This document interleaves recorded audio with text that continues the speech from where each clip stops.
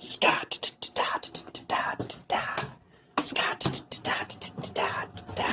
Holy Scott. Welcome to Red's Workshop.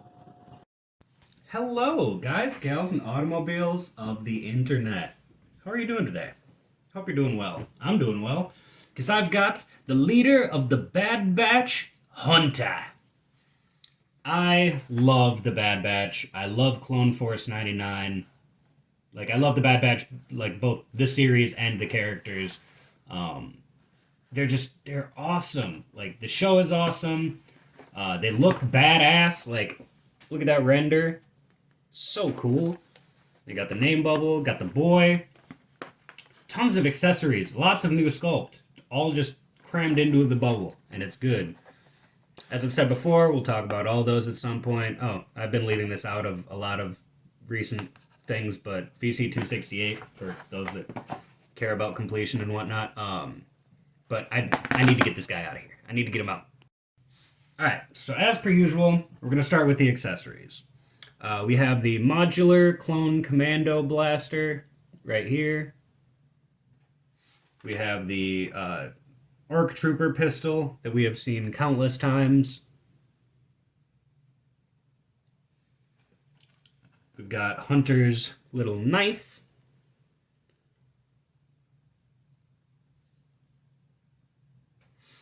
And a removable helmet that I think is scaled quite well. And I got really good paint apps on this thing. It is a little bit misaligned on the back there. You can see that. Doesn't line up quite as well as it should. But I have seen them be way, way, way worse. And I'm mostly going to see them from the front or in action poses anyways. So I think that's fine. Just look at that fucking helmet. Beautiful! And here is the boy. It's the boy. It's Hunter. Oh, I fucking love the Bad Batch. I'm really into this show. Normally, something needs the Force for me to enjoy it and see it as good Star Wars. But the Bad Batch completely breaks that mold. I watch every single episode and I love every moment of it. And there is no Force in it, unless maybe Omega is Force sensitive, but there's no confirmation of that yet. So as of right now, there's no use of the Force in the entire show, and yet I still have a fucking fantastic time every time I watch it. Such a good show. I love the relationship between the Bad Batch. I love the dynamic between all of them and between Omega, and how it's a really good show. And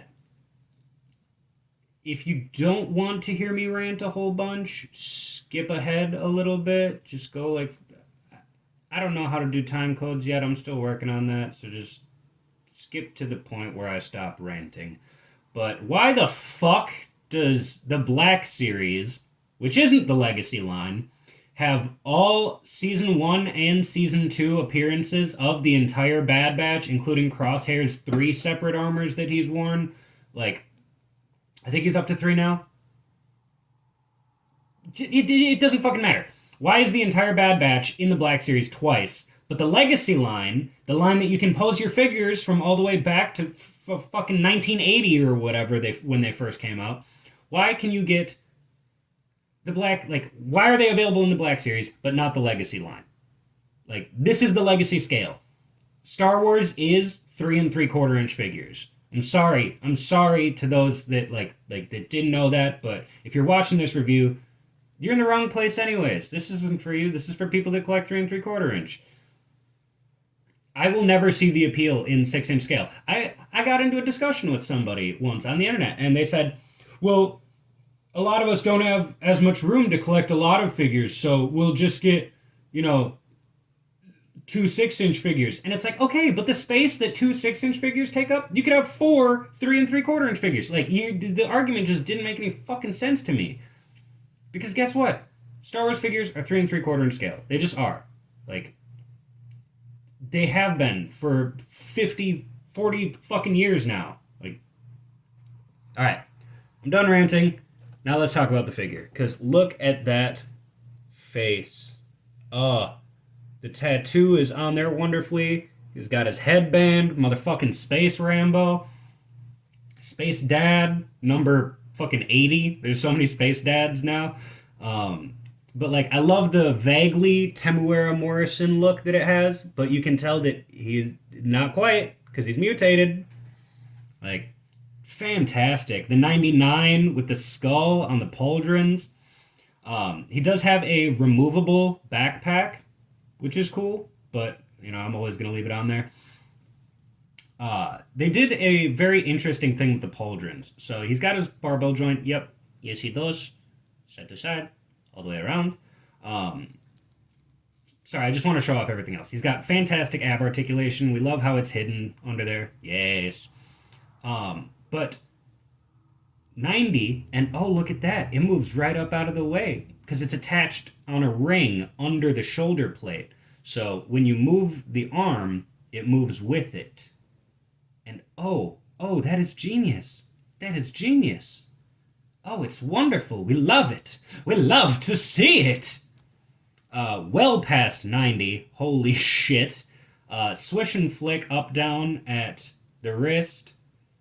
And is that on both wrists? We got up down on the trigger finger, in out on the extra hand, whatever, grippy hand, whatever you want to call it. Splits for days thanks to them ball joints. Full rotation around the thigh. And then, boop.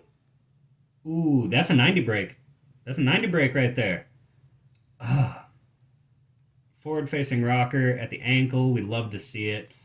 This is a beautiful display of what can happen in 3 3/4 inch scale. Like, if every figure is getting this amount of work put into it, yeah, they're allowed to bump the price up a little bit because this is insane. So, I want to show you guys something. Okay, so knife goes boop in there. Wonderful. Sits under his arm. Love to see it. Then we take the helmet and we just boop. Fits on perfectly. I think that's really well scaled. It could be a little bit smaller, but I think it's scaled well. I think it looks good. But then, all right, so now we just need to holster his pistols. But are you noticing a problem? Commando modular blasters are supposed to be able to plug in to the backpack like this, but this one just can't. I've seen some people, including Tim from Bosk's Bounty, who got it from his kid, Little Bosk, that you can like peg it in right there, but that's not where the modular commando blaster is supposed to peg in. Otherwise, I guess you can peg it in like that, but that's not where it's supposed to peg in. It's supposed to peg in here, or, you know, like this. But it just doesn't. And despite the fact that he has a holster in the show, there's just no holster for this tiny, tiny, very losable little pistol. So that's my main qualm with it. It's like, you were so close to perfection, and then you just didn't include holsters, which makes me sad. Yeah, so I cannot wait to throw this thing on my clone display or play with the figure. Like, he's got so much playability. It's very well articulated. Too damn bad we don't have any figures to pose him with. Maybe you could pose him, you know, there is the Bad Batch Rex that came out. I don't currently have it, but you know, I want to pick up the Scorch that came out in the old 3 3/4 inch line, because Scorch and him are kind of, you know, nemesis, I guess, at this point, because Scorch is the like lead evil clone commando, and Hunter's the lead good clone commando. So yeah, it'll be very interesting to see where stuff goes in season 3, which is apparently going to be the final season, which breaks my heart, but, you know, better to end it while it's ahead, in my opinion. Um, yeah, so I've said all I needed to. I've ranted all I needed to. I love this figure. So let me know what you guys think in the comments down below. Do me a favor and have your family join my family by clicking that subscribe button and having them do the same. Because we're not a cult, we're a family. So I love you guys. Take care of yourselves, take care of each other, and I'll see you in the next one. Bye.